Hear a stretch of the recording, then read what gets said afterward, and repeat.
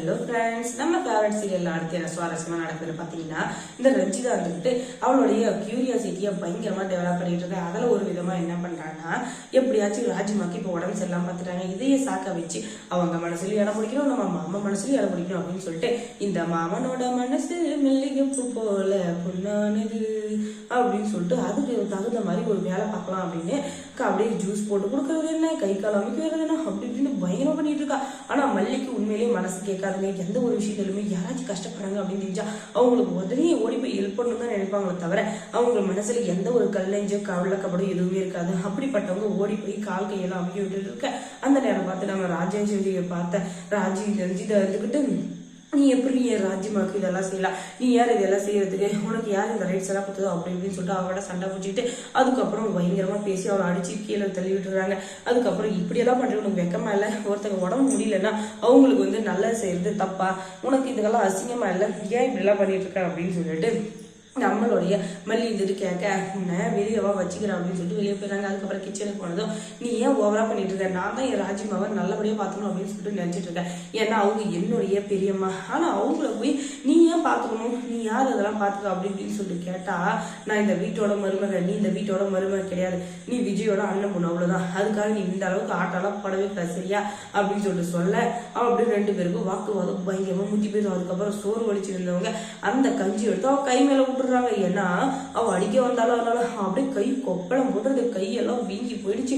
ஐயோ என் கை போச்சேன்னு கத்திட்டு இருக்கு. அந்த நேரம் பார்த்து விஜய் வந்துட்டு வர, ஐயோ இந்த இடமே ஒரு ரணகலமா ஆகுது அப்படின்னு சொல்லிட்டு நினைக்கிறாங்க. அதுக்கப்புறம் தான் எல்லா உண்மையும் தெரிய வருது. மல்லி கேட்ட, நீ தான் அப்படின்னு சண்டைக்கு போயிருப்ப, அதனால தான் அவ இப்படி பண்ணியிருப்பா, ஏன் ரஞ்சிதான் இப்படி இருக்க, எப்ப பார்த்தாலும் அவளை ஏதாச்சும் ஒன்று பண்ணிட்டு அப்படின்னு சொல்லிட்டு அந்த சண்டைக்கு ஒரு மூட்டுக்கோள் விடுற மாதிரி அவர் பேசின்னு போற. அதுல கோவமான நம்ம ரஞ்சிதா வந்துக்கிட்டு மறுபடியும் ஏதாச்சும் பண்ணுவேன் அப்படின்னு சொல்லிட்டு மறுபடியும் ஏதாவது ஒரு வேலை கிடைக்காத போயிடும். அப்ப பாத்துக்கிறேன்டி, உன்னைய மட்டும் நான் அடிச்சு தோச்சி காய போடல, அதுக்கப்புறம் என் பேர் ரஞ்சிதா இல்லடி அப்படின்னு சொல்லிட்டு தொடைய தட்டி அவ சவால் விட்டுட்டு உள்ள போயிடுறாங்க. அதுக்கப்புறம் ரஞ்சிதா இப்ப வரப்போறதில்ல அப்படின்னு சொல்லிட்டு ராஜேஸ்வரி இருந்துக்கிட்டு, ஏய் மல்லி இங்க வாடி அப்படின்னு சொல்லிட்டு கை காலாம விடுறது, அதுவும் இல்லாம தலையை பிடிச்சி விடுறது, அவங்க துணியெல்லாம் துவைக்க வைக்கிறது, அப்படி இப்படின்னு சொல்லிட்டு மாடு மாதிரி வேலை வாங்குறாங்க. ஒரு நிமிஷம் உட்கார விடாம.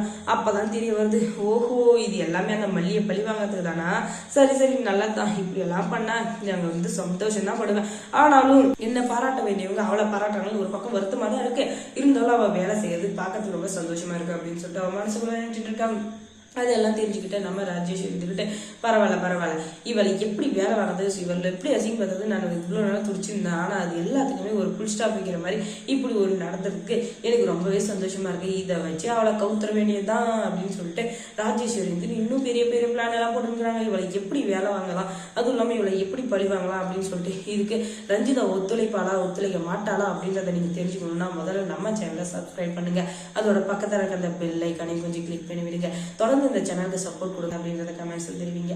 அப்பதான் விஜய் மல்லியை வீட்டுக்குள்ளேயே வச்சிருந்தா, வீட்டை விட்டு வெளியே தோட்டி விட்டாரா அப்படின்றத நீங்க ஒன்னே தெரிஞ்சுக்க முடியும். தொடர்ந்து இந்த சேனலுக்கு சப்போர்ட் கொடுங்க. தேங்க்ஸ் ஃபார் வாட்சிங். அன்னைக்கு அந்த வீடியோ 2